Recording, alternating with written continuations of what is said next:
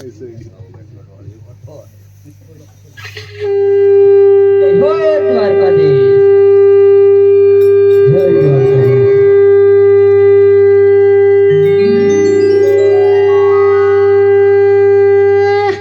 કોઈને દ્વારકાધીશના દર્શન કરવા હોય તો આવી શકે છે।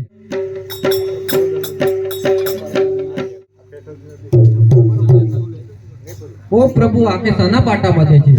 ઓહો ભક્ત, તારા જેવો કોઈ લાડીલો ભક્ત હતો, મને લાડુની થાળ ઝાપડી અને જળની ઝારી માટે તેમે ઓકે પાટા બાંધે છે।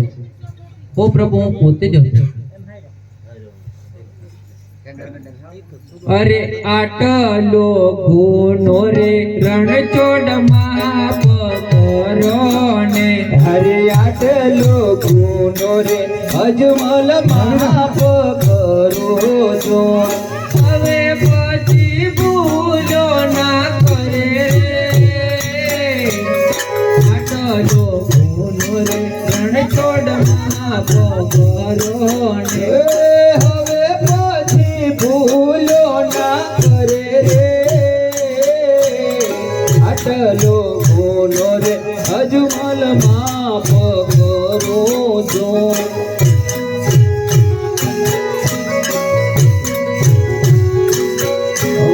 પેલો રે પરજો રે પેલા અજમલ ને પૂરીયો।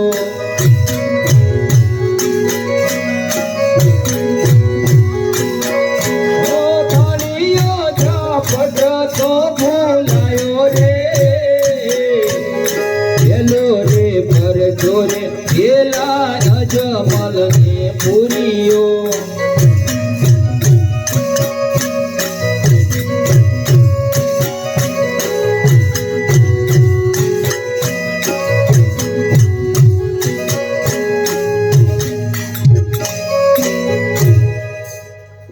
શા માટે આપણે પૂર્યું? ઓ પ્રભુ તમે જાણો છો તો પછી કેમ મને પૂછો છો? જાણું છું તો તારા મુખે મારે સાંભળવાનો સ્વાદ છે। ઓ પ્રભુ તમે સાંભળવા માંગતા હોય તો સાંભળો। હું મારા સ્વાર્થ અને મારા પ્રાર્થ માટે આવ્યો છું। મારા સ્વાર્થ એટલે કે હું પોતે વજ્યો છું, અને પરાર્થ એટલે કે પોખરણની અંદર એક ભૈરવ નામનો રાક્ષસ છે જે 12 ગૌ સુધી પશુ પંખી અને મનુષ્યને ફરવા નથી દેતો, માટે હું બે કારણસર આવ્યો છું। તો હું તને પુષ્પ આપું છું, તેની 9 માસ સેવા કરજે, એનો પુત્ર ધારણ છે, એનું નામ વિરમદેવ રાખજે। અરે આજે અમલ ડાળી નો પેલો પુષ્પ આપું,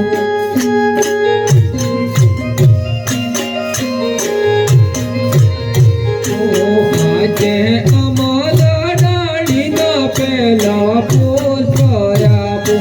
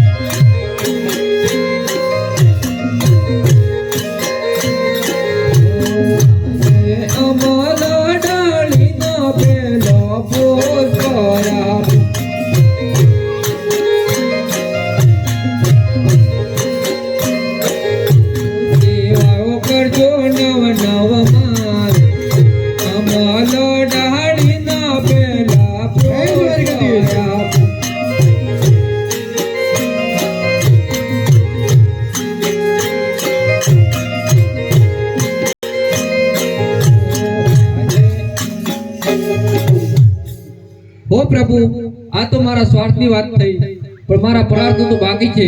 તો મને તમારા જેવા પરાક્રમી પુત્રની જરૂર છે, તો મને કંઈક વરદાન આપો। ઓ આ બીજું પુષ્પ આપું છું, તેની 9 માસ સેવા કરજે, હું તો જાતે જ પધારીશ। અરે આજે અમલ ડાળી ના બીજા પુષ્પ આપો,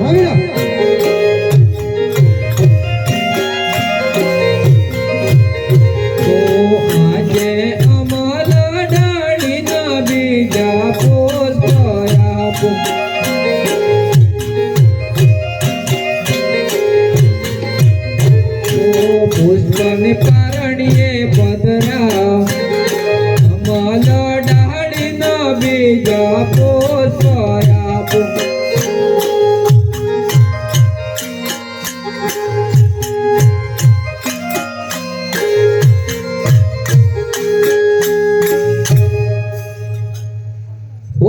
તમે પોતે પધારો એની નિશાની શું? કુમકુમ પગલા પાડીશ અને મેલોમાં અંજવાળ કરીશ અને ઉકળતો દૂધ ઉતારીશ, એ જ મારી નિશાની છે. સારું પ્રભુ, હું તમારી રાહ જોઈશ. હે દ્વારી ખંડો નાથ મારો રાવણ છોડજે, હે માયાલ ગાડી રે.